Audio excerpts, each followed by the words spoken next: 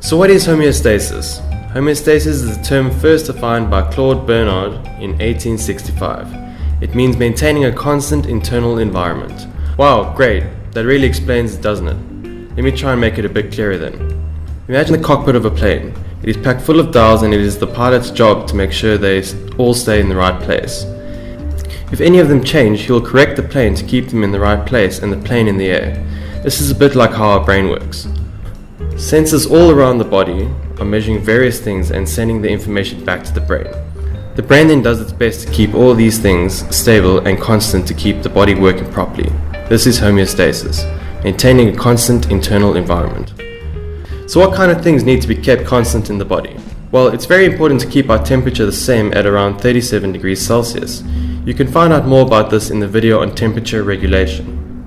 You also need to keep the levels of sugar in the blood constant along with levels of ions and water.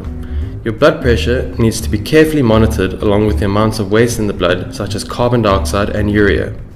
Okay, so let's say one of these factors goes too high or low. What is the brain going to do to get it back to the normal levels? The answer to that is negative feedback. Negative feedback is the process where the brain uses either a hormone or a nervous system to send a signal to the part of the body that can rectify the problem. For example, after you eat a meal, your blood sugar level increases. You can see it on this graph.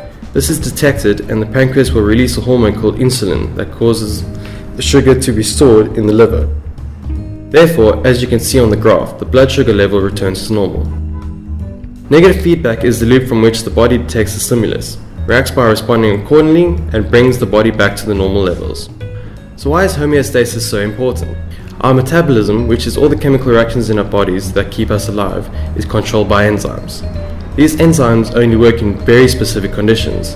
If these conditions change, they could stop working and we could die. Luckily, all this happens without you having to think about it. If you had to do it yourself, you would spend all day and night just trying to keep all these things constant and would have no time to do anything fun like watch videos of cats on the internet.